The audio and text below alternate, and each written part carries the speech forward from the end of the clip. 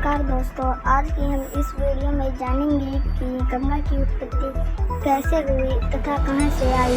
इसके लिए हम जानेंगे दर्शकों के विचार। चलिए पहले से अनुदर्शाती के विचार सुनते हैं, बाद में संत रामपाल जी महाराज के विचार सुनते हैं। चलिए बिना देरी के वीडियो शुरू करते हैं। ये गंगा कौन है?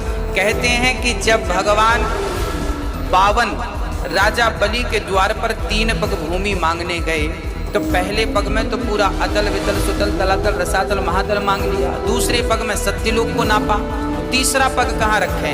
कहते हैं जब भगवान दूसरा पग लेकर गए ब्रह्मलोक में तो भगवान के अंगूठे से ब्रह्मांड फट गया।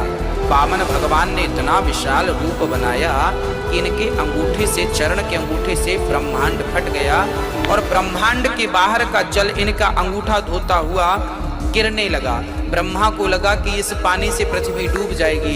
तब ब्रह्मा जी ने अपना कमंडल लिया और उस कमंडल में पूरा जल भर लिया। वो चरणोदक था, जो भगवान के चरणों का धोता हुआ जो जल था वो ब्रह्मा जी के कमंडल में था। और जब भागीरथ जी ने तप किया तो ब्रह्मा जी ने वही चरणों का जल छोड़ दिया। वह चरणोदक ही गंगा है। भगवान के चरणामृत, चरणों का धोया हुआ जल ही गंगा।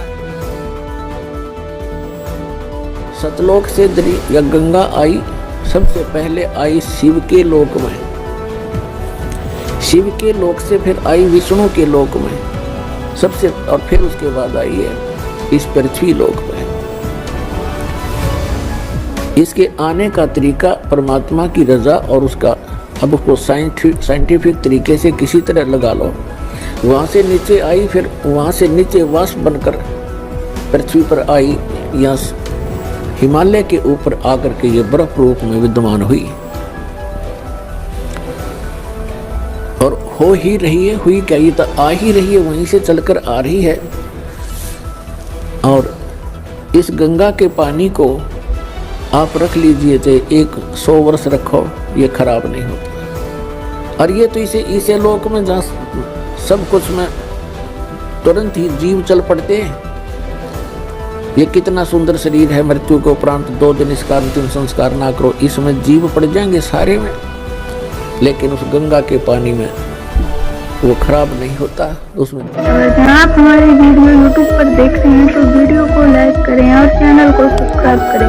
साथ में लगे बेल आइकन को ऑल पर सिलेक्ट कर दें ताकि हम कोई भी नई वीडियो डालें तो आपको मिल सके सबसे पहले।